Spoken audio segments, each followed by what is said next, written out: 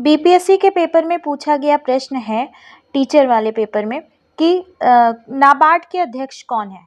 तो नाबार्ड के अध्यक्ष हैं शाहजी केवी। ठीक है, तो अभी ये मैं जून में आपको बता रही हूँ, तो अभी भी ये नियुक्त हैं शाहजी केवी। तो नाबार्ड के बारे में देख लेते हैं। नाबार्ड क्या है? नाबार्ड का फुल फॉर्म भी पूछा जाता है, तो नेशनल बैंक फॉर एग्रीकल्चर है, एग्रीकल्चरल नहीं, agriculture and rural development. Again मैं रिपीट करती हूँ, national bank for agriculture and rural development. इसको ये कब स्थापना हुई थी? 12 जुलाई को, 12 जुलाई 1982 को इसकी स्थापना हुई थी। और इसका हेडक्वार्टर कहाँ है? मुंबई में है। हेडक्वार्टर कहाँ है? मुंबई में। ठीक है, तो इतनी बातें हो गई क्वेश्चन नंबर 63 से लेकर 64 आ जाता है ओएनजीसी के अध्यक्ष। ओएनजीसी के अध्यक्ष कौन है?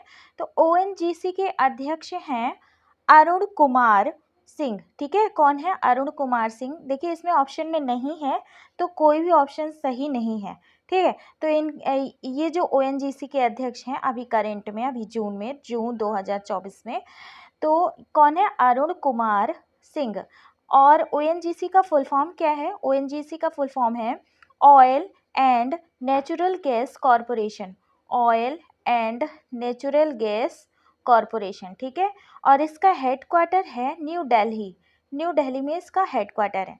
ठीक, आ जाते हैं क्वेश्चन नंबर 65 पे। इटली की प्रधानमंत्री पूछ ली हैं, तो इसका मतलब ये है कि जितने भी नव नियुक्त हैं वो आपको देखना है।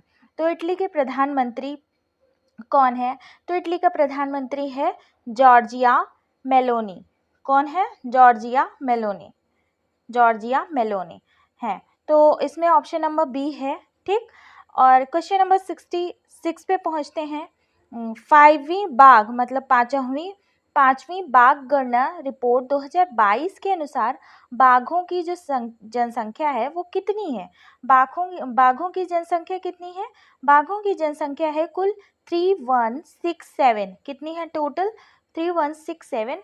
और सबसे ज़्यादा बाघ कहाँ पाए जाते हैं? मध्य प्रदेश में पाए जाते हैं। ठीक है, एमपी में पाए जाते हैं सबसे ज़्यादा बाघ। क्वेश्चन नंबर 67 पे आते हैं। 67 क्या कह रहे हैं? 67 कह रहे हैं 2022 में घटना जो बिपरजॉय हुआ था चक्रवात, ये मतलब ये क्या है? ठीक है, तो आपको क्या करना है, आपको सारे चक्रवात के नाम रट लेना है आसपास के। ठीक, तो ये एक हिंट होता है। तो कुछ 67 का हो जाएगा ऑप्शन नंबर सी, उष्ण कटिबंधीय चक्रवात है। ठीक, क्वेश्चन नंबर 68 पे पहुंचते हैं। मध्याह्न भोजन योजना का नया नाम क्या है? तो मध्याह्न भोजन योजना का नया नाम क्या है? नया नाम इसका है, बताइए, इसका नया नाम है B, option number B, PM Madhyahna Poshan योजना। क्या है? Option number B, PM Madhyahna Poshan योजना। और ये जो मिड डे मील है इसको कब मतलब लागू किया गया था? 15 अगस्त 1995 को पूरे भारत में लागू हो गया था। और एक बात और, इसको मतलब सबसे पहले इसके जनक कौन है? मिड डे मील के जनक कौन है? मिड डे मील के जनक हैं के कामराज। कौन है? के कामराज मिड डे मील के जनक हैं। और ये कहाँ के सीएम थे? ये सीएम थे तमिलनाडु के। तो इसका मतलब ये है कि सबसे पहला मिड डे मील योजना लागू करने वाला कौन सा राज्य हो गया? तमिलनाडु। ठीक है, तमिलनाडु। अब इसको कौन से मतलब इसको किस नाम से जानते हैं? इसको पीएम मध्याह्न पोषण योजना या फिर पीएम शक्ति निर्माण योजना। ठीक है, पीएम शक्ति निर्माण योजना के नाम से भी जानते हैं। इसका उद्देश्य था कि ड्रॉप आउट को कम करना। जो बच्चे ड्रॉप आउट हो जाते थे, क्लास से बाहर निकल जाते थे, मतलब कि स्कूल छोड़ के चले जाते थे, उस रेट को कम करना था। ठीक, अब इसका नाम कब बदला गया? इसका नया नाम कब बदला गया? ये भी आ सकता है क्वेश्चन। देखिए मैं एक भी पॉइंट आपके नहीं छोड़ूंगी। तो ये बदला गया था 29 सितंबर को 2021 को। कब बदला गया था? 29 सितंबर 2021 को। इसका नया नाम क्या बना? पीएम मध्याह्न पोषण योजना। ठीक, अब आ जाते हैं क्वेश्चन नंबर 69 पर। 69 क्या बोल रहे हैं? थावे महोत्सव आयोजन स्थल। तो इससे पहले मैं आपको बता दूं, इससे पहले मैंने आपको इंग्लिश की क्लास ली है, इसी की पूरा हिंदी का अच्छे से डिटेल में एक्सप्लेन किया है चारों ऑप्शन को, मैथ्स को अच्छे से सॉल्व कराया है, मैथ्स को, साइंस को डीपली एक्सप्लेन किया है, ठीक है, साइंस के जो चारों पार्ट्स होते हैं चारों, उसको अच्छे से एक्सप्लेन किया है, क्यों हुआ है, कैसे हुआ है, क्या क्वेश्चन में पूछा है, एकदम डीपली, ताकि आपके कहीं से भी क्वेश्चन फंसे ना, ठीक है, मतलब कहीं से भी ऐसा आए कि आप ना फंसें, क्वेश्चन तो फंस जाए पर आप ना फंसें, ठीक है। तो जिन्होंने नहीं देखा है जाके देख लेना, और ये बहुत इंपॉर्टेंट है, क्योंकि क्या होता है कई बार क्वेश्चन रिपीट हो जाता है। क्वेश्चन नंबर 69 क्या कह रहे हैं, थावे महोत्सव 2030 का आयोजन स्थल। तो थावे महोत्सव 2030 का आयोजन स्थल क्या है? देखिए, इसमें से कोई भी नहीं है, भागलपुर में भी नहीं हुआ था, मुंगेर में भी नहीं हुआ था, और पटना में भी नहीं हुआ था। तो ये महोत्सव है तो बिहार का, लेकिन कहाँ पे? बिहार के गोपालगंज में। कहाँ पे? बिहार के गोपालगंज जिले में, ठीक है, गोपालगंज जिले में दुर्गा मंदिर है ना, तो दुर्गा मंदिर में, ठीक। अब आगे आ जाती है बात क्वेश्चन नंबर 70 की। क्वेश्चन नंबर 70 क्या कह रहे हैं? क्वेश्चन नंबर 70 कह रहे हैं बिहार स्टेट आइकन कौन है? तो मैथिली ठाकुर हैं। मैंने पहले भी पेपर में सॉल्व कराए थे, जब मैं करंट अफेयर करवाती थी बीपीएससी का, तो उसमें मैंने ये करवाया था, ठीक है। तो देखिए यहाँ पे क्वेश्चन पूछ भी लिया गया, जिन्होंने पढ़ा होगा वो जान रहे होंगे, ठीक है। अब आ जाते हैं क्वेश्चन नंबर 71 पे। जल जीवन मिशन की सकल बजट राशि कितनी है? तो जल जीवन मिशन की जो सकल धनराशि है वो कितनी है? वो है 70,000 करोड़ रुपए। कितना है? 70,000 करोड़ रुपए, ठीक। अब इसके बारे में हम कुछ देख लेते हैं, इसके बारे में हम ये देख लेते हैं कि जो ये जल जीवन, मतलब इसमें जल पे फोकस किया गया है, जल को संरक्षित करने के उद्देश्य से, ठीक है। क्वेश्चन नंबर 72 आ जाता है, क्लस्टर आधारित गांवों के विकास की योजना का नाम बताइए। क्लस्टर आधारित गांवों के विकास की योजना का नाम है B, option number B, doctor Shyama Prasad Mukherjee rurban mission. अब देखिए, ये जो मिशन है ये लॉन्च किया गया मिनिस्ट्री ऑफ, कौन सी मिनिस्ट्री भी पूछ लेता है, मिनिस्ट्री ऑफ रूरल डेवलपमेंट, ठीक है, मिनिस्ट्री ऑफ रूरल डेवलपमेंट द्वारा लॉन्च किया गया। कब लॉन्च हुआ? 2016 में लॉन्च हुआ, ठीक है। देखिए डेट भी और मिनिस्ट्री भी, और इसका बजट कितना है? देखिए इसका बजट है लगभग 27,709.33 करोड़, ठीक है, इतना, ठीक, कितना है? इसको आप मोटा मोटा 28,000 ऐसे करोड़ मान सकते हैं, ठीक है। नेक्स्ट मतलब इसमें और एक बात जान लेते हैं कि जो ये पॉपुलेशन क्या होगा, इसमें कुछ गांव के क्लस्टर्स बनाए जाएंगे, मतलब कुछ गांव के समूह बनाए जाएंगे। तो गांव में एक गांव कितने लोग को मान जाएगा? मतलब एक गांव में कम से कम 25,000 से लेकर के 50,000 तक की पॉपुलेशन होनी चाहिए एक गांव में। ये कहाँ पे? ये प्लेन एरियाज़ में, ठीक है, समतल एरियाज़ में, और पहाड़ी एरियाज़ में गांव 5,000 लोग एक गांव में कम से कम होना चाहिए। तो क्या होगा कि गांव के क्लस्टर बना करके गांव का विकास करेंगे, ठीक है, इंफ्रास्ट्रक्चर वहाँ का डेवलप करेंगे, और भी जितनी चीज़ें होती हैं, ठीक। क्वेश्चन नंबर 73 पे आते हैं। The Chipko movement a people's history नामक जो पुस्तक है उसके लेखक कौन है? तो इसके लेखक हैं शेखर पाठक। कौन है? शेखर पाठक। तो अ पीपल्स हिस्ट्री, ये जो पुस्तक है ना, इसको मतलब कि इसको कौन सा पुरस्कार मिला है? इसको मिला है कमला देवी चट्टोपाध्याय, कमला देवी चट्टोपाध्याय पुरस्कार भी मिला हुआ है, ठीक है। तो ये किस पे है? ये वन संरक्षण पे है, वन संरक्षण पे है, ठीक। अब नेक्स्ट आ जाता है क्वेश्चन नंबर 74। क्वेश्चन नंबर 74 क्या कह रहा है कि विश्व ब्रेल लिपि दिवस कब मनाया जाता है? तो विश्व ब्रेल लिपि दिवस मनाया जाता है 4 जनवरी को, ठीक है, 4 जनवरी को मनाया जाता है। क्वेश्चन नंबर 75 पे देखते हैं। 75 बोल रहा है कि भारत गौरव पर्यटक रेलगाड़ी के संबंध में कौन सा तथ्य सही है?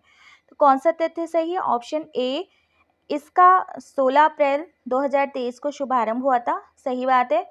और इसकी नई दिल्ली रेलवे स्टेशन से शुरुआत की गई थी, ठीक है, ये भी सही बात है। इसका मतलब हो गया ऑप्शन नंबर डी, एक से अधिक इसमें क्या हो गया, सही हो गया।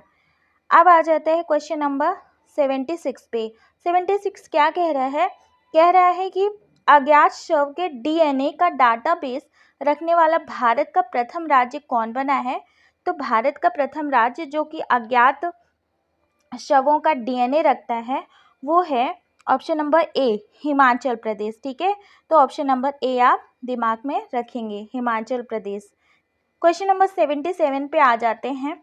क्वेश्चन नंबर 77 कह रहा है कि आसियान 2023 के शिखर सम्मेलन का आयोजक देश कौन सा है। तो कौन सा है, इंडोनेशिया है, ठीक है, इंडोनेशिया है। तो इंडोनेशिया है, लेकिन इसके बारे में हम कुछ देख लेते हैं कि ये कौनसवां था, ये 43वां था, ठीक है, ये कौनसवां था, 43वां था। कब हुआ था, 5 सितंबर से 7 सितंबर के बीच 2023, ठीक है, 5 सितंबर से 7 सितंबर के बीच हुआ था। और इसमें जो थीम था उसको देख लेते हैं। थीम था कि आसियान मैटर्स, ठीक है, आसियान MATTERS मैटर्स, ठीक है।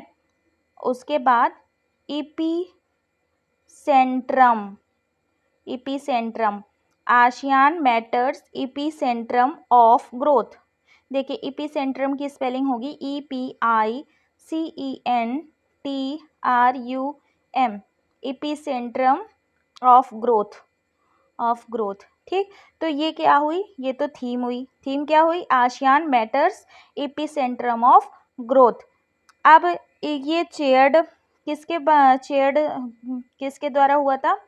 तो ये चेयर्ड हुआ था HE जोको द्वारा, जो कि प्रेसिडेंट कहाँ के हैं, प्रेसिडेंट ये इंडोनेशिया के हैं, ठीक है, प्रेसिडेंट कहाँ के हैं, इंडोनेशिया के हैं, ठीक, क्योंकि जकार्ता कहाँ है, जकार्ता में हुआ था, ठीक है, इंडोनेशिया के जकार्ता में हुआ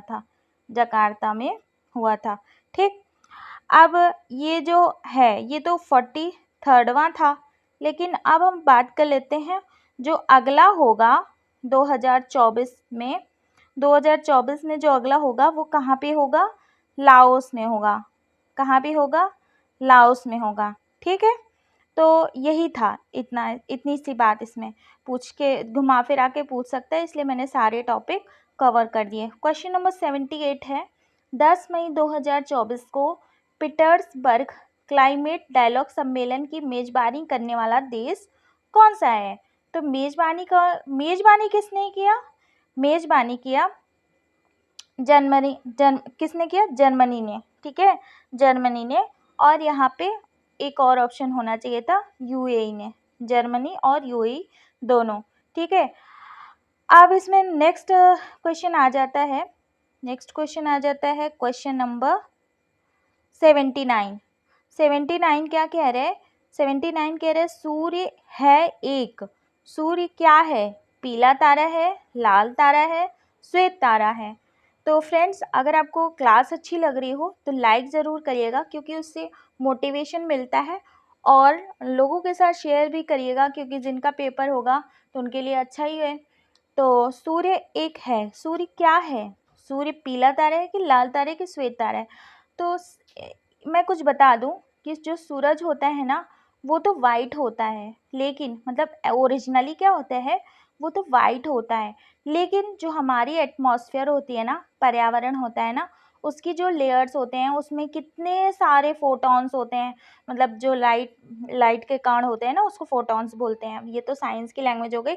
चलिए बस सीधा सीधा इतना समझिए, जो एटमॉस्फेयर की लेयर्स होती है ना उससे ये जो सूरज की जो वाइट किरण निकलती है ना वो डिवाइड हो जाती है 7 कलर्स में, किसमें, विबग्योर्स में, ठीक है, विबग्योर में डिवाइड हो जाती है। उसके बाद क्या होता है कि जो वेवलेंथ होती है, वेवलेंथ जिसकी लॉन्ग होती है, किसकी वेवलेंथ लॉन्ग होती है, पीले कलर की वेवलेंथ सबसे ज़्यादा होती है। और और सारे जो कलर्स होते हैं ना, वॉयलेट, इंडिगो, ब्लू, ये सब क्या होते हैं, ये सब स्कैटर्ड हो जाते हैं, ठीक है, ये सब पूरे बिखर जाते हैं। तो हमारे पास पहुँचते कौन से हैं, हमारे पास येलो कलर पहुँचता है, जिस वजह से पीला, मतलब पीला क्या होता है, पीला बहुत कम बिखरता है, बात तो पहुँचता कौन है, पीला ही पहुँचेगा। तो इसलिए सूर्य को हमें दिखता है पृथ्वी से पीला तारा, ठीक। लेकिन ओरिजिनली सूर्य क्या होता है, ओरिजिनली श्वेत होता है, लेकिन सूर्य है क्या माना जाता है, एक पीला तारा, ठीक, इसलिए पीला तारा माना जाता है।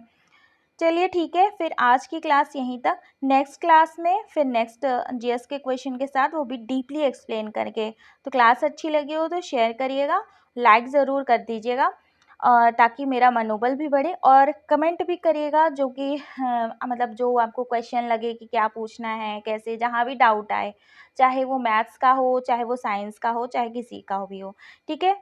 तो ठीक है, फिर मिलते हैं नेक्स्ट क्लास में, तब तक के लिए बाय बाय, टेक केयर, नमस्कार।